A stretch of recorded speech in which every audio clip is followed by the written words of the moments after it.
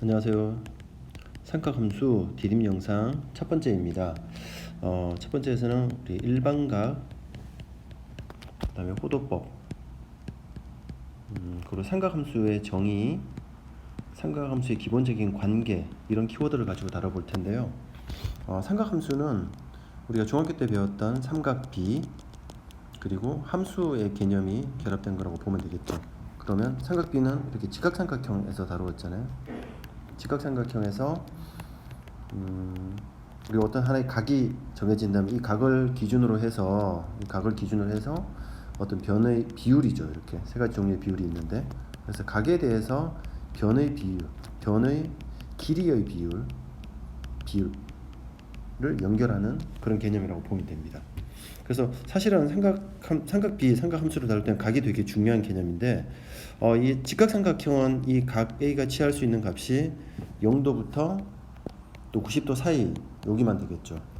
그래서 한계가 좀 있는 거예요. 이 각을 측정할 때는 원래는 이 두 개의 선, 반직선이라고 할 텐데요. 이 두 개의 선이 벌어진 정도를 가지고 얘기를 하는데, 이렇게 하는 것은 조금 제한적인 의미가 있다는 거죠. 그래서 우리가 일반적으로 우리 진짜 세상에 존재하는 회전하는 어떤 물체들의 운동을 표현을 할 수가 없게 되는 거예요. 그래서 우리가 삼각함수를 다룰 때 제일 첫 번째로 등장하는 건 이 각에 대한 새로운 정의가 필요하게 됩니다. 어떻게 정의할 겸 이 각이라는 것을 하나를 어떤 기준으로 해서 회전하는 양으로 표현을 해보는 거예요. 그럼 이렇게 표현하려면 이렇게 표현이 바뀌겠죠. 어떤 기준이 되는 선이 있고요. 이걸 시초선이라고 하고, 이걸로부터 하나의 움직이는 선, 이거 우리 동경이라고 하는데, 이 기준이 되는 선으로부터 이 동경이 얼만큼 움직여갔냐, 얼만큼 회전했느냐 하는 걸 보는 거죠. 그러면 요만큼 회전할 수도 있고요, 한 바퀴 돌아서 이만큼 올 수도 있고, 아니면 반대로 돌아서 이렇게 갈 수도 있잖아요. 그러니까 다양한 운동을 표현할 수 있게 되는 거죠. 그러면 이쪽으로 시계 반대 방향으로 도는 걸 우리가 일반적으로 플러스, 반대쪽을 마이너스 이렇게 약속할 수 있게 되면, 마치 우리가 정수에서, 우리가 자연수에서는 플러스 1, 플러스 2 이런 것만 표현했지만, 정수로 가면서 우리가 플러스 1뿐만 아니라 반대로 가는 마이너스 1 이런 개념들도 다 표현할 수 있는 것처럼, 우리가 이렇게 정의를 바꾸는 인해서 각으로 표현할 수 있는 것들이 훨씬 더 넓어진다는 거죠. 그럼 이런 하나의 각을 나타낼 때 사실은 아주 다양한 표현들이 있게 되는데, 이 다양한 표현을 좀 일반화시켜서 나타낸다고 하면, 예를 들어서 이 하나의 각을 우리가 그냥 알파라고 표현할 수도 있지만, 한 바퀴 돌아서 여기까지 가면 360도가 더해질 수 있잖아요. 또 반대로 갈 수도 있고요. 그래서 몇 바퀴 돌았냐, 이걸 360도 곱하기 n 플러스 알파 이렇게 표현하는 걸 우리가 이 각을 일반각으로 표현한다, 이렇게 표현합니다. 그래서 일반각의 개념은 이런 거고요. 자, 두 번째로는 우리가 각의 크기를 나타내는 방법을 다시 한번 또 정의를 해보도록 할게요. 지금까지 우리가 각의 크기를 나타내는 방법은 60분법이라 그래서 한 바퀴를 우리가 360도라고 보고, 그거를 360 등분한 게 우리가 1도라는 거죠. 그거를 다시 60분의 1 이렇게 쪼개가는 방식인데, 이게 되게 좀 번거롭게 보이잖아요, 지금만 봐도. 자, 이거를 이제 조금 바꿔봅니다. 좀 더 세련되고 멋지고 훨씬 더 쉬운 방법으로. 그건 어떻게 표현하느냐, 이렇게 하는 거죠. 역시 각이니까 우리가 원해서 생각하면 가장 쉽고요. 이거를 하나의 어떤 부채꼴을 생각해 봅니다. 그럼 부채꼴을 생각하면 요게 이렇게 벌어진 정도가 하나 나오겠죠. 이 각이 이제 세타 이렇게 표현할 텐데요. 요 반지름과 이 호의 길이가 같아지는 요 상태에 조금 주목을 합니다. 다시 말해서 반지름과 호의 길이, 호의 부채꼴에서 이 같아지는 상태, 요거를 우리 이 세타를 우리가 1이라고 정의를 합니다. 단위는 라디안이라고 표현해요. 라디안. 얘를 1이라고 합니다. 이렇게 표현하고 나면 어떤 의미를 가지게 되냐면, 결국 요게 1이 됐다는 얘기는 결국 이 r분의 요 길이를 l이라고 해보죠. 호의 길이. L이 그러니까 r이 되는 상태인데, 이 세타는 결국 r분의 l, 우리가 여기서 만들어지는 일반적인 어떤 세타들, 각도들은 r분의 l이라고 표현할 수도 있고요. 다시 말해서 반지름에 대해서 호의 길이의 비로서 우리가 각을 표현할 수 있게 된다는 얘기죠. 그럼 이렇게 표현하게 되면 이 각은 단위가 없어요. 길이니까 단위가 없는 거죠. 그래서 이게 순수한 실수 그대로예요. 순수한 실수가 됩니다. 따라서 모든 실수 계산에 아주 간단하게 쓸 수 있게 되는 겁니다. 그러면 이제 뭐 수학적으로는 약간 복잡한 얘기지만 나중에 삼각함수를 가지고 미적분하거나 아주 복잡한 수학 계산들을 할 때도 아무런 문제가 생기지 않는 아주 좋은 단위의 표현 방법이 되고요. 마치 이거는 우리가 뭐 길이를 표현할 때 예를 들어서 우리나라에서는 예를 들어서 한자, 두자, 뭐 서양에서는 또 1인치 이런 것들을 표현했잖아요. 이런 것들을 우리가 1m라는 걸로 미터법이라는 걸 통일함으로써 인해서 굉장히 편리하게 쓸 수 있게 되는 거잖아요. 같은 의미라고 보면 되고요. 이 각의 크기를 측정할 때 우리가 이제 기준이 됐던 게 이 중심각과 부채꼴에서 중심각과 호의 길이가 정비례하는 거죠. 따라서 이 상황에서 본다면 요걸 알파라고 하면 이 알파도와 360도 한 바퀴를 기준해서 비교를 했을 때 r 대 2파이 r 원주죠.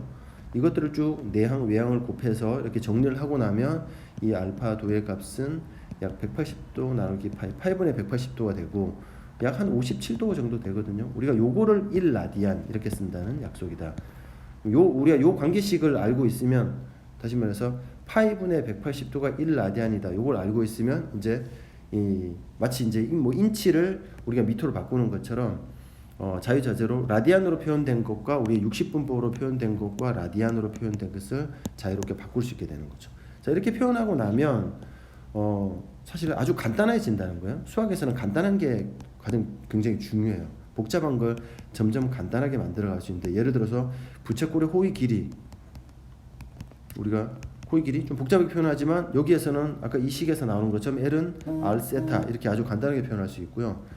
우리가 뭐 부채꼴의 넓이 같은 것들도 부채꼴의 넓이도 S는 뭐 파이 R 제곱 곱하기 360도분의 세타 이렇게 복잡하게 표현됐던 것들이 2분의 1 R 제곱 세타 또는 뭐 2분의 1 RL 이런 것처럼 아주 간단하게 표현이 될 수가 있습니다. 자, 이제 조금 더 넘어가 보면 자, 이런 걸 통해서 결국 우리가 하고자 하는 거는 삼각함수라는 개념으로 이제 넘어가려고 합니다. 그럼 삼각함수는 아까 얘기했던 것처럼 삼각비에서 나왔다고 그랬죠. 그죠? 삼각비. 그럼 삼각비는 다시 직각삼각형에서 어떤 하나의 각이 있을 때 이거는 변의 길이를 A, B, C라고 하면 이 삼각비는 이거였잖아요. 우리가 얘네들 사이의 변의 비율 요렇게 된다고 그랬죠. 사인, 코사인, 탄젠트 정리를 해보면 이게 결국 이제 사인 A는 뭐 C분의 A 그리고 코사인 A는 C분의 B 탄젠트 A는 B분의 A 이렇게 표현됐던 거잖아요. 그죠?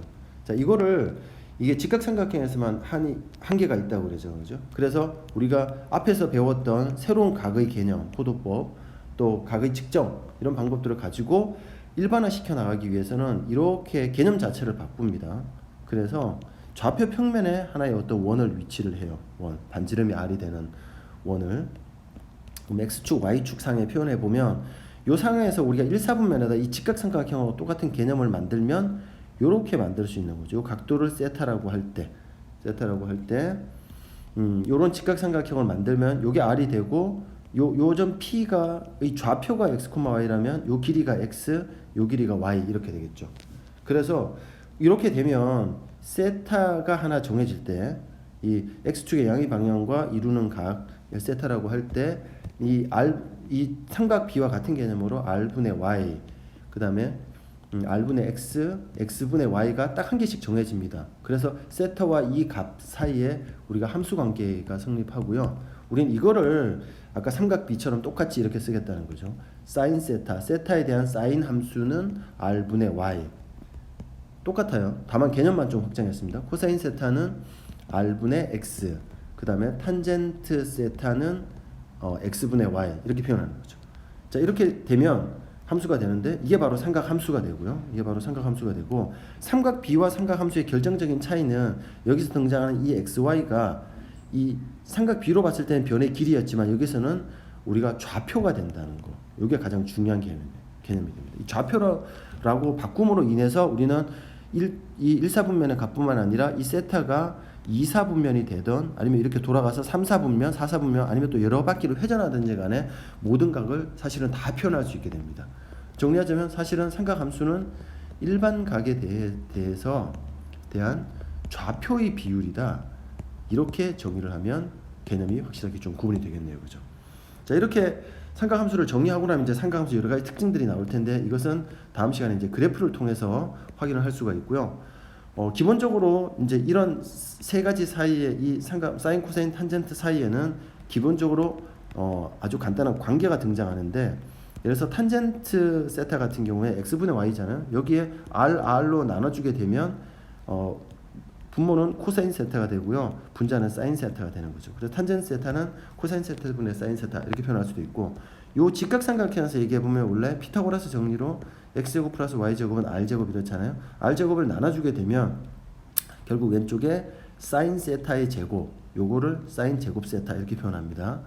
사인 세타의 제곱한 거를 사인 제곱 세타 플러스 코사인 제곱 세타가 1 이런 관계를 표현할 수도 있고요. 그래서 이런 관계를 알게 되면 우리가 아는 것을 가지고 역시 모르는 것을 구해 나갈 수 있습니다. 예를 들면 뭐 코사인 세타, 사인 세타를 할 때 우리는 탄젠트 세타를 구할 수 있다든지 이런 것들을 할 수가 있는 거죠.